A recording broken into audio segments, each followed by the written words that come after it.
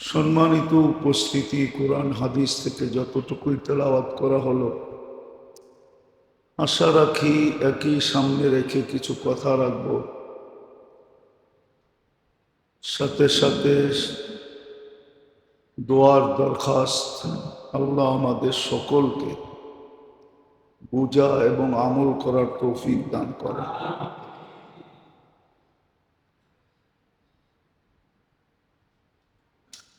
মানুষ যে আসলেই বোকা,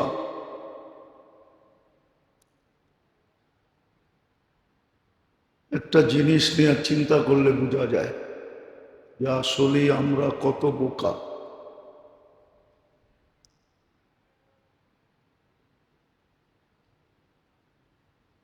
যদিও কথাটা অনেক কঠিন, কষ্টদায়ক, যে দুনিয়া আমাদেরকে চালাক বলে, আর আমি বলতেছি আমরা সবাই বোকা। ভালো মতে চিন্তা করলে বোঝা যাবে আসলেই আমি বোকা।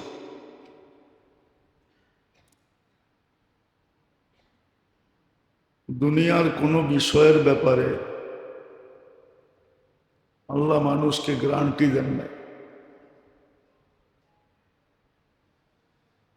বরং কোরআন এটা বুঝায় যে আল্লাহ নিজের ইচ্ছার উপরে ছাড়ছে। আল্লাহর ইচ্ছা হবে তো হবে, না হবে তো হবে না। ওমা তাশাউনা ইল্লা আন ইয়াশা আল্লাহ। আল্লাহ চাইলে হবে, নাইলে জান দিলেও হবে না। আর বাস্তবিক এটাই চোখে দেখা যায়। মানুষের এই ছোট জীবনটা যত আশা করে, আকাঙ্ক্ষা করে, বা আশা রাখে, বা আকাঙ্ক্ষা রাখে, বা ইচ্ছা রাখে, শতকরা কয়টা পূরণ হয়? না হওয়ার সংখ্যাই বেশি। খুব কম পূরণ হয়, সবই না হওয়ার সংখ্যায়। না হওয়ার সংখ্যাটা অনেক অনেক বেশি। বোঝা গেল আমার চাওয়া, আমার ইচ্ছা, আমার আকাঙ্ক্ষা, এটার উপরে কোনো গ্যারান্টি নেই। কিন্তু আখেরাতের প্রত্যেকটা জিনিসের উপরে গ্যারান্টি আছে। আখেরাতের প্রত্যেকটা জিনিসের উপরে গ্যারান্টি আছে, নাইলে ফজিলত কোত্থেকে শোনায়? ফজিলত শুনানের অর্থই হইল এটার উপরে গ্যারান্টি আছে, করলে মিলবে। এমনকি ছোট একটা কষ্টদায়ক কাটা সরায়া দিলেও, বা কাটার একটা খোঁচা লাগলেও এটার উপরে গ্যারান্টি আছে। তো বুদ্ধিমানের কাজ তো ছিল, যেটার উপরে গ্যারান্টি আছে, কোনো জিনিস কিনতে গেলে দেখে এটার গ্যারান্টি কতটুকু আছে। যেটার গ্যারান্টি যত বেশি, ওই কোম্পানির মাল চলে তত বেশি, কেননা দীর্ঘ গ্যারান্টি। আর যেটার গ্যারান্টি যত কম, ওটা মানুষ কিনে কম, বলে এটার গ্যারান্টি নেই। তো আমাদের জীবনের আশা, আকাঙ্ক্ষা, ইচ্ছা, চাওয়া, একটার উপরও কিন্তু গ্যারান্টি নেই। কিন্তু দেখলে দেখা যাবে আমাদের 24 ঘন্টার শ্রম শুধু আশার উপরে লাগানো হয়, গ্যারান্টির উপরে না। কিসের উপরে? আশার উপরে লাগানো হয়, গ্যারান্টির উপরে। এই জন্যই হাদিস বলছিল, আল কাইয়িসু মান দানা নাফসা। বুদ্ধিমানকে, জ্ঞানী কে? যদিও মানুষ নিজেকে জ্ঞানী বলে, কিন্তু একবারও ভাবে না আমি পারফেক্ট জ্ঞানী না আমি ধারণার জ্ঞানী। আমরা সবাই ধারণার বুদ্ধিমান, আসল বুদ্ধিমান না। এই জন্য কোনো মনীষী লিখছিলেন, মাঝে মাঝে পাবনা যায়েন, তাহলে বুঝে আসবে। পাবনা একটা হাসপাতাল আছে, চিনেন? আরে চিনেন নাকি? শুনছেন পাবনা একটা হাসপাতাল আছে? কিসের? ওইখানে যে জিজ্ঞাসা করে দেখবেন, কেউ নিজেকে পাগল বলবে না। সে বলবে আমি তো ভালো মানুষ। এই জন্য কোনো মনীষী লিখছিলেন, দুনিয়ার থেকে যদি বুদ্ধি বিলুপ্ত হয়ে যায়,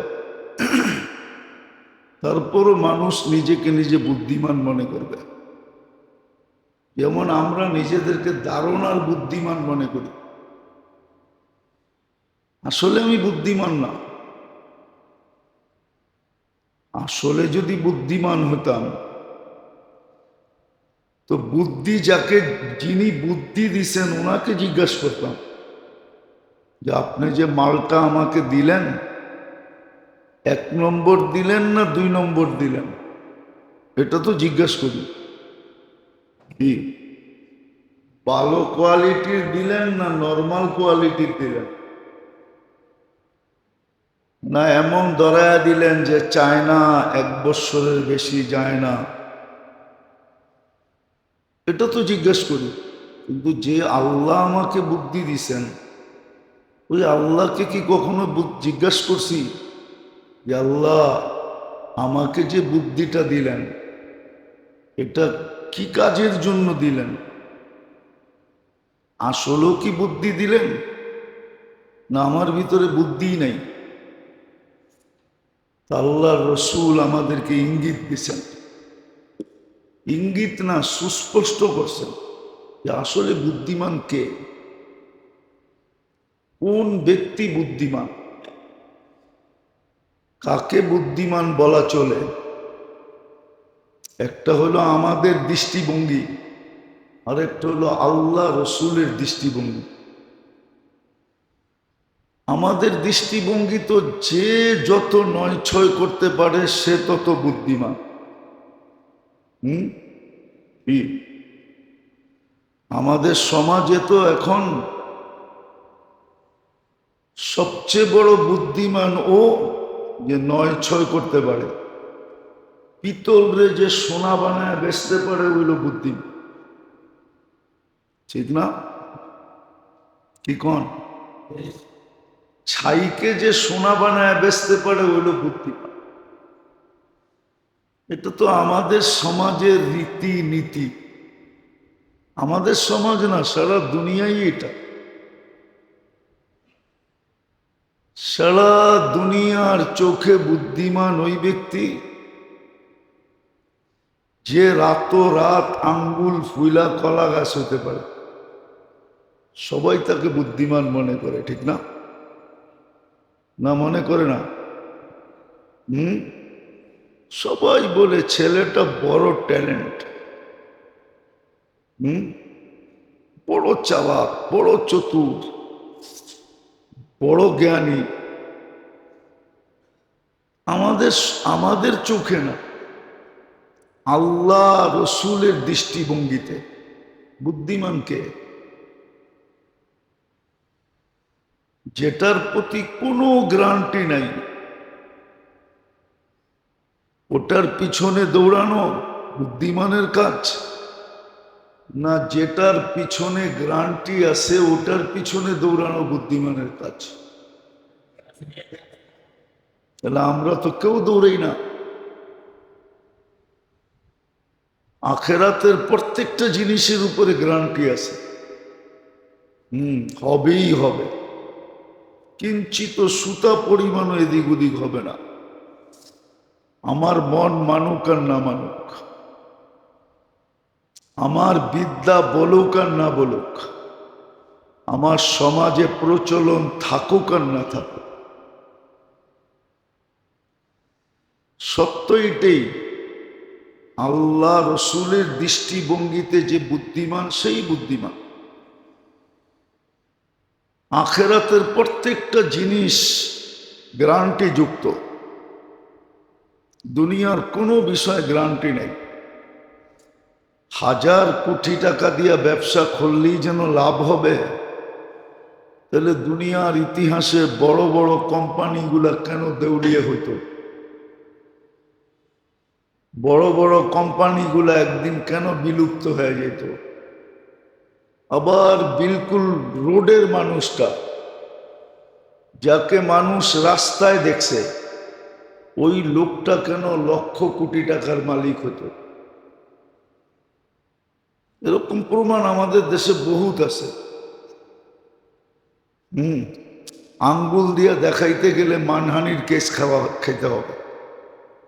আঙ্গুল দিয়া যদি দেখাইতে যাই, তাহলে আমার বিরুদ্ধে মানহানির কেস হয়ে যাবে। কিন্তু আঙ্গুল দিয়া দেখানো যায়, আঙ্গুল দিয়া দেখানো যায়।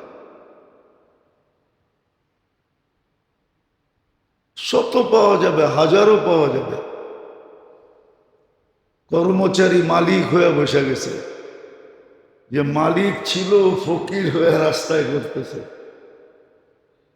হাজারও আছে, লক্ষ আছে। বুঝে গেল দুনিয়াটার উপরে কোনো গ্যারান্টি নেই। আর এটা কোরআনে সুস্পষ্ট, ওমা তাশাউনা ইল্লা আন ইয়াশা আল্লাহ। আল্লাহ না চাইলে হবে না। আর আখেরাতের প্রত্যেকটা জিনিসের উপরে গ্যারান্টি আছে, কিন্তু ভালো মতে দেখলে দেখা যাবে যেটার প্রতি কোনো গ্যারান্টি নাই, ওটার পিছিয়ে আমাদের শ্রম সবচেয়ে বেশি। আর যেটার উপরে গ্যারান্টি আছে, ওটার উপরে আমাদের শ্রম নাই। একটা উদাহরণ দিই হাদিস থেকে।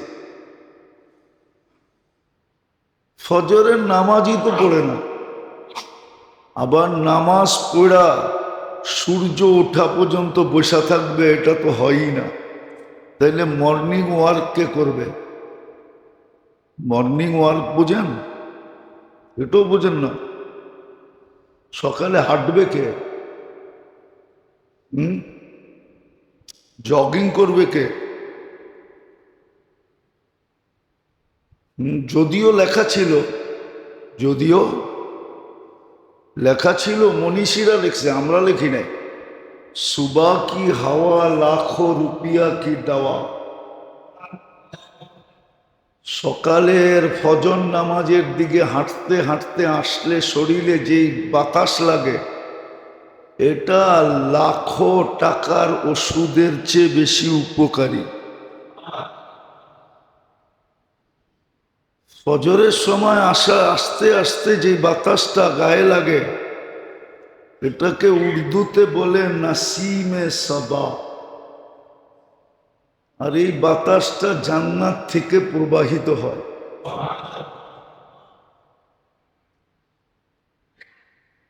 কিন্তু এটা কে গায়ে লাগাবে? আবার যারা লাগাইলো, এরা আবার সূর্য উঠা পর্যন্ত বসে থাকবে, এটা সম্ভব কি করে?